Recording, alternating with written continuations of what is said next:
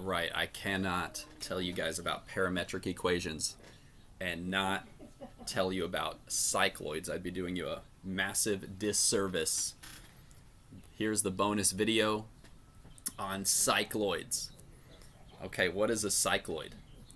Let me tell you the parametric equations first. X equals theta minus sine theta, and y equals 1 minus cos theta. Like, that's okay, I guess, like fairly simple, but what's up with that?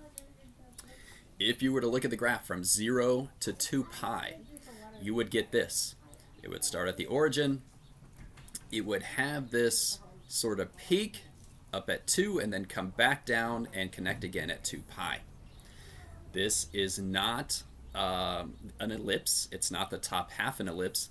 It's not a parabola, certainly. This is a whole new shape called a cycloid. So what is that shape? How can we, how can we like make sense of that? Where do we see that maybe in the real world? Here it is.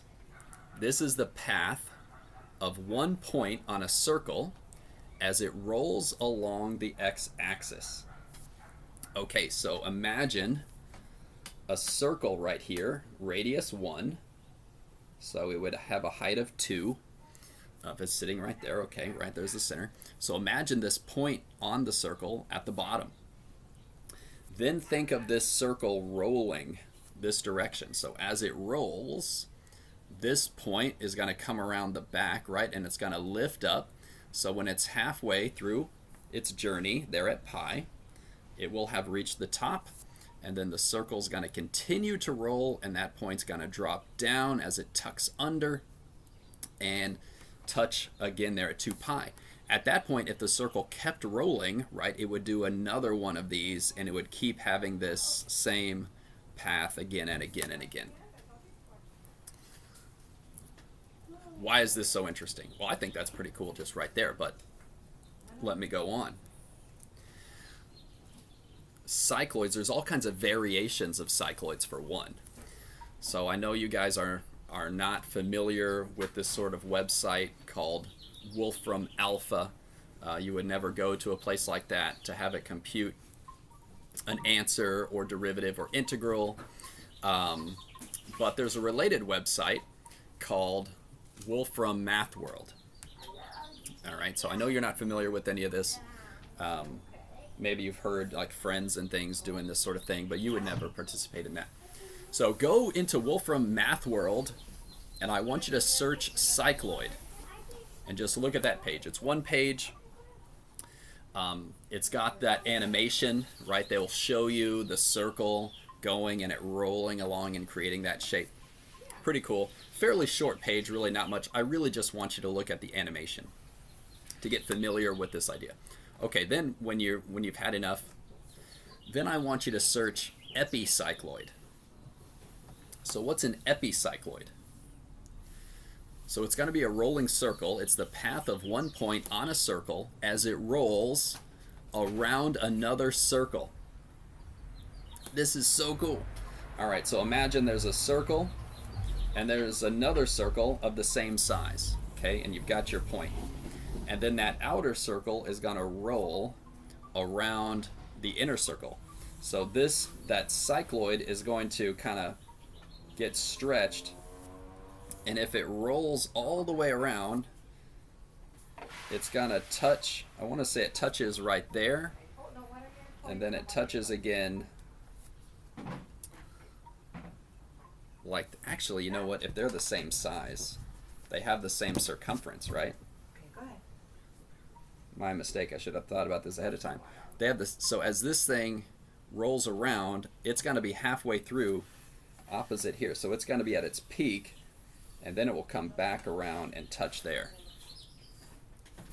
Really interesting. Okay. But then you're going to see other animations for the epicycloid. They're going to show you several in a row. Compare the contact points with the ratios of the circles. So here they were the same size. What if that outer circle was only half as big as the inner circle? So I'm trying to go for a 2-to-1 ratio here. I don't know if I got it. So what's going to happen then? Well, the circumference is twice as big. So it's going to come around and touch, and then touch. Okay, so they're going to show you, 3-to-1 ratio, 4-to-1 ratio. Really, really cool. We're just getting started. Then I want you to search in Wolfram Math World, hypocycloid. Hypo, so epi is like on top or outside, hypo is under. That's the path of one point on a circle as it rolls inside a larger circle. So you've got this big circle, and then you've got this other circle inside of it. Let's say it's half its size. And you've got your point, let's say it's right here, and then this circle starts to roll this way. So as it rolls, what's going to happen? Turns out if it's half as big, as it rolls, it's going to touch on the opposite end and then come back, right? Kind of like this one. But as it rolls, that one point is just going to make a straight line down and back up. If it's 1/3, then, this is pretty interesting right there. It just touches those 2 points, so straight line. If it's 1/3, it's going to touch 3 times and then come back to where it started. Okay, but they're going to show you lots of different animations. So again, compare the contact points with the ratios of the circle. It gets really interesting when the ratio is irrational. They show one where the ratio is pi, if you scroll down just a little bit. Okay, really, really cool. We're just getting started. Here's another angle to look at cycloids.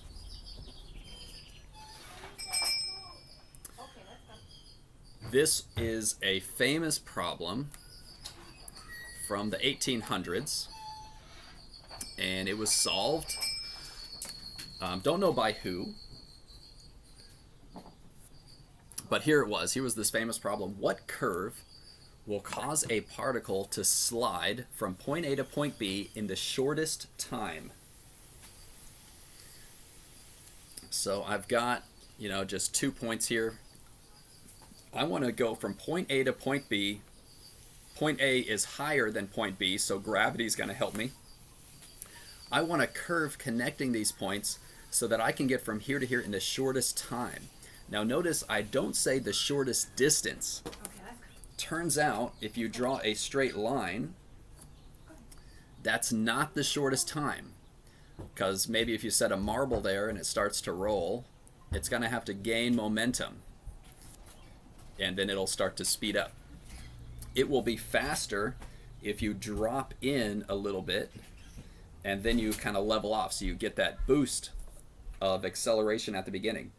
So what curve will do that? And it turns out it's the cycloid. The cycloid looks like that if you flip it over, like an inverse cycloid. We still think of it as a cycloid. If point A is here, put point B maybe at the bottom, and it will get there in the shortest amount of time. But point B doesn't even have to be at the bottom. You could make point B, really anywhere else, and it's gonna, so long as those 2 points are connected by a cycloid, that's gonna get there in the shortest time. Okay, the Brachistochrone problem. The solution is the cycloid. We got one more. It's related. It's called the Tautochrone problem. What is this? What curve will cause a particle placed anywhere on the curve to reach the bottom in the same amount of time? What is up with that? What curve will cause a particle placed anywhere on the curve to reach the bottom of that curve in the same amount of time? Well, the solution, turns out, is the cycloid. Not surprisingly, the inverse cycloid, but let me show you what I mean. So here's the bottom of the cycloid. So if I was to place a particle, maybe like a marble right there, it would take a certain amount of time to reach the bottom. But if I was to place that same marble, say way up here, Now it's dropping in faster. This marble and this marble take the same amount of time to reach the bottom. Let me say that again. This marble and this marble, this one's going to drop in, start going faster and faster. This one's going to start off slower. This one's going to catch up, and they're going to be at the bottom in the same amount of time. What some people will do is actually place marbles on opposite sides, and they'll release them at the same time, and they will collide perfectly right there at the bottom of the flipped inverse cycloid. So, what did you learn today? The cycloid is the solution to the brachistochrone problem, and the cycloid is the solution to the tautochrone problem. Tell that to anybody who asked you what you learned in calc today. I've got some YouTube links I'm going to link for these. I found these years ago. This guy does a good job. He built cycloids, and he races little cars down them to demonstrate the brachistochrone and tautochrone problems. So those YouTube videos are linked. I love the guy. He's a total classic nerd, kind of physics sort of dude. And you don't even see his face, which I think is awesome too. Okay. I'll see you guys in the live session. Have fun with that. Good luck in homework.